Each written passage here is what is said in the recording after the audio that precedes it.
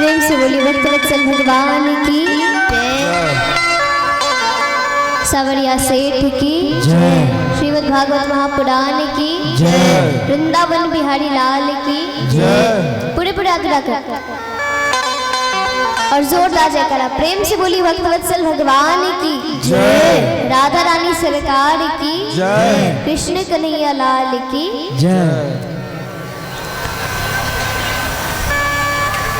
आइए अब हम सभी सुदामा चरित्र की ओर चलते हैं।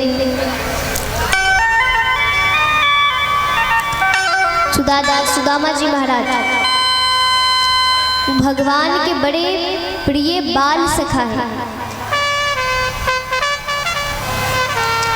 जब भगवान मथुरा के राजा बनने वाले थे तो 1 वर्ष के लिए वो गुरुकुल जाते हैं, जहाँ पर उन्होंने शिक्षा प्राप्त करी, राज्य को कैसे चलाते हैं इन सब के बारे में सीखा। और उनकी भेंट होती है सुदामा जी से। सुदामा जी और भगवान गुरुकुल में साथ में रहते थे, हर चीज साथ में करते थे, बड़ा प्रेम करते थे दोनों एक दूसरे से। एक बार संध्या का वक्त था और ठंड का मौसम था। यहाँ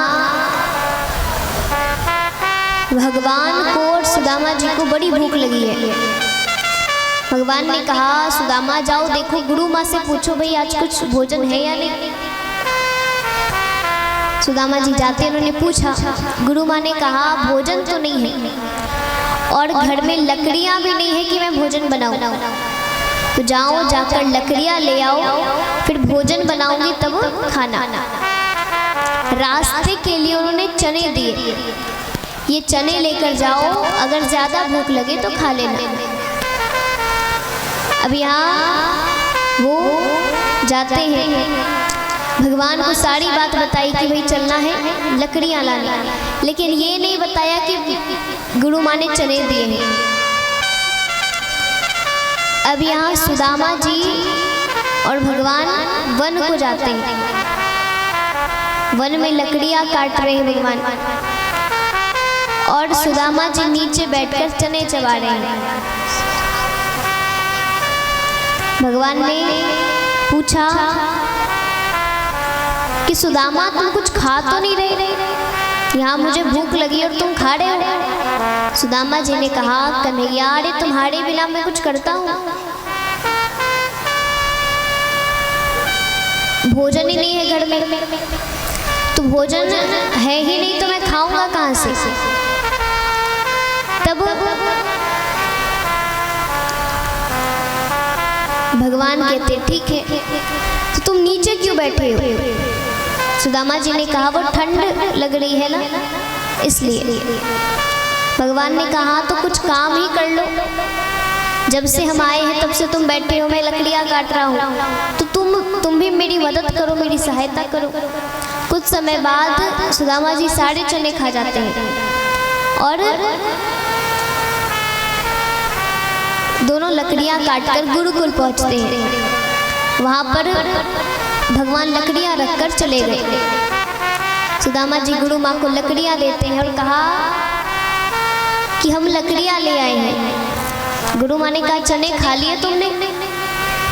बोले चने तो नहीं खाए लेकिन वो रास्ते में गिर गए। अब गुरु माँ ने सोचा भाई किसी कारण रास्ते में गिर गए होंगे, लेकिन गुरुदेव ने सोचा कि रास्ते में गिर कैसे सकते हैं, क्योंकि ना ही तो इनके पास कोई ज्यादा सामग्री थी जिसके कारण रास्ते में चने गिर जाएंगे, लकड़ियां भी थोड़ी सी हैं। तब गुरुदेव नेत्र बंद करते और सारा दृश्य सामने। उन्होंने कहा आज सुदामा ने अपने जीवन में दरिद्रता लिख ली है, इसीलिए कहते हैं कि कभी भी दूसरों का धन नहीं लेना चाहिए। दूसरों की सामग्री कुछ भी हो, भोजन हो, वस्त्र हो, अन्न हो, कुछ भी हो, अगर बिना पूछे तो बिल्कुल नहीं लेना चाहिए।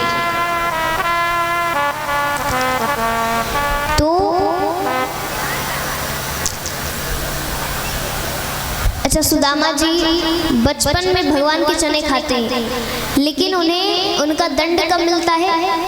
वो बड़े हो गए, उनके बच्चे हो गए, उनका विवाह हो गया, उनके बच्चे हो गए, और अब उनके घर ऐसी दरिद्रता है कि घर में भोजन को एक अन्न का दाना नहीं है, केवल जल पीकर सभी गुजारा कर रहे हैं। सुदामा जी भिक्षा मांगकर घर का गुजारा कर रहे हैं। एक दिन वो भिक्षा मांगने जाते हैं। कुछ देर बाद उनके घर पे एक ब्राह्मण देव आते हैं। अच्छा, ब्राह्मण देव और कोई नहीं, स्वयं भगवान थे। वो ब्राह्मण का वेश बनाकर आते हैं। जब हम रास्ता भटक जाते हैं ना, जब हमें कुछ समझ नहीं आता भाई क्या करें, क्या किया जाए जीवन में, जब आपको लगे कि भाई सभी तरफ से रास्ते बंद हो गए, आप परेशान हो जाते हो, तब भगवान किसी ना किसी रूप में आकर आपकी मदद करते हैं। तब कोई ना कोई आपकी मदद करेगा, तो स्वयं भगवान आकर आपकी मदद करेंगे। इसलिए अब भगवान तभी तो आएंगे जब आपसे जुड़े, जब आप भगवान से जुड़े रहेंगे। अगर आपने कभी भगवान की भक्ति नहीं करी, भगवान की पूजा नहीं करी, नाम नहीं जपा, तो भगवान को कैसे पता चलेगा कि आप भक्त हो? तो यहाँ भगवान साधु का वेश बनाकर घर आते हैं। सुदामा जी की पत्नी सुशीला जी दरवाजा खोलती है। भगवान आवाज लगाते, भिक्षाम देहि। उन्होंने कहा, हमारे घर तो खुद भोजन को अन्न नहीं है, हम तो खुद प्रभु भिक्षा मांगकर गुजारा करते हैं, तुम आपको भिक्षा क्या दे सकते हैं? लेकिन मेरे पति कहते हैं कि किसी भी ब्राह्मण को बिना कुछ दिए घर से नहीं जाना चाहिए, घर से भेजना नहीं चाहिए, उन्हें कुछ ना कुछ देना चाहिए, कुछ ना कुछ खिलाना पिलाना चाहिए। तो मेरे घर तो कुछ है नहीं जो मैं आपको दे सकूं, कुछ भोजन भी नहीं है जो मैं आपको खिला सकूं, केवल जल है, तो आप जल ग्रहण करो। भगवान ने जल ग्रहण कर लिया। भगवान कहते, तुम अपने पति से क्यों नहीं कहती कि वो अपने मित्र से सहायता मांगे? अरे उनके मित्र द्वारिका के इतने बड़े राजा हैं, तुम उनसे मदद क्यों नहीं मांगती? अब सुशीला जी को आज पता चला है कि मेरे पति के मित्र इतने बड़े राजा हैं। उन्होंने कहा, प्रभु मुझे पता नहीं था, लेकिन अब मैं उन्हें जरूर कहूंगी। भगवान वहां से चले जाते हैं। यहाँ संध्या का वक्त होता है। सुदामा जी आते हैं घर। माता ने पूछा, भिक्षा मिली? बोले नहीं मिली। क्यों? क्योंकि मैंने मांगा ही नहीं। अरे मैं भगवान का नाम जपते हुए चलते जा रहा था, और कब संध्या हो गई पता ही नहीं चला, और संध्या को कोई कुछ देता भी नहीं, तो मैं घर चला आया। यहाँ माता ने कहा, आप घर तो चले आए हो, लेकिन बच्चे को क्या खिलाएंगे? भूखे हैं, बड़ी भूख लगी है उन्हें। उन्होंने कहा, उन्हें भी जल पिलाओ। अब मैं इसमें कर ही क्या सकता हूँ? अच्छा, सुदामा जी को इतना दुख था, वो भगवान की खूब भक्ति करते थे, भगवान श्री कृष्ण की खूब पूजा करते थे, उनके बाल रूप की खूब पूजा, खूब अर्चना, दिन भर नाम जाप करते रहते, दिन भर नारायण नारायण करते रहते, और उन्हें खूब दुख है। लेकिन कभी भी वो भगवान को कोसते नहीं थे कि भाई भगवान ने मुझे इतना दुख दिया है, मैं उनकी इतनी पूजा करता हूँ, उनका इतना नाम जाप करता हूँ, फिर भी मुझे दुख है। भोजन को अन्न का दाना नहीं है। वो हमेशा सकारात्मक सोचते। एक व्यक्ति ने उनसे कहा कि तुम इतनी भक्ति करते हो, भक्ति तो करते हो, तो भक्ति करने का क्या लाभ? अरे भगवान तो तुम्हारी सुनते हैं नहीं, तुम्हें रोज भूखे सोना जो पड़ता है। भोजन को अन्न का दाना नहीं तुम्हारे घर। सुदामा जी ने कहा, अरे इसमें भगवान की क्या गलती है? मैं उनकी भक्ति करता हूँ, ये मेरी इच्छा है। तो क्या भक्ति करने से भगवान हमें अन्न देंगे? मैं अन्न के लिए थोड़ी भक्ति करता हूँ। भक्ति करना हमारा कर्तव्य है, हमारा धर्म है। और वो तो अच्छा है। उन्होंने कहा कि जरूर मैंने पिछले जन्म में कोई गलत कार्य किया होगा, बहुत बुरा कार्य किया होगा, जिसके कारण मुझे ये दुख सहना पड़ रहा है। वो तो अच्छा है कि भाई मेरे इस जन्म में पाप कट रहे हैं, तो मैं तो शुक्र मनाता हूँ। तुम्हें अगर परेशानी है तो तुम अपना देखो। तो सुदामा जी कभी भी नकारात्मक नहीं सोचते। वो हर समय यही सोचते कि भगवान जो कर रहे हैं अच्छा कर रहे हैं, भगवान जो करते हैं सही करते हैं, भगवान कभी मेरे साथ गलत नहीं करेंगे। ये भगवान पर भरोसा होना चाहिए कि भगवान ने मुझे इतना सुंदर जीवन दिया है, तो वो मेरे साथ कभी गलत होने नहीं देगा। उन्होंने मेरा पालन पोषण किया है, उन्होंने मुझे जीवन दिया है, ये तन दिया है, तो वो मेरे साथ कभी गलत नहीं होने देंगे।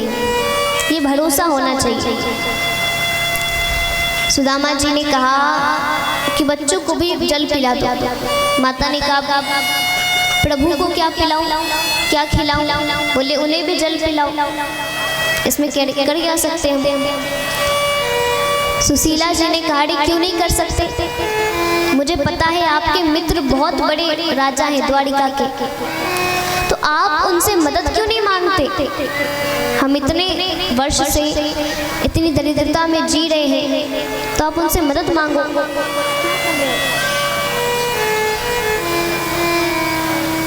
भगवान ने कहा, अब यहाँ सुदामा जी कहते हैं कि मैंने स्वार्थ की मित्रता नहीं करी है। जब मेरे पास धन था, सुंदर शरीर था, ऐश्वर्य था, घर था, तब तो मैं नहीं गया ये जानते हुए कि वो द्वारिका में रहता है। और अब मेरे पास कुछ भी नहीं है, तो मैं जाऊं उससे मदद मांगने को, तो मैंने स्वार्थ की मित्रता नहीं करी है। मैं उससे मदद मांगने नहीं जाऊंगा। उन्होंने कहा, ठीक है, मदद मत मांगना, मिलकर आ जाओ। कहना भाई बहुत वर्ष हो गए मिले हुए, तो मिलने चले आए।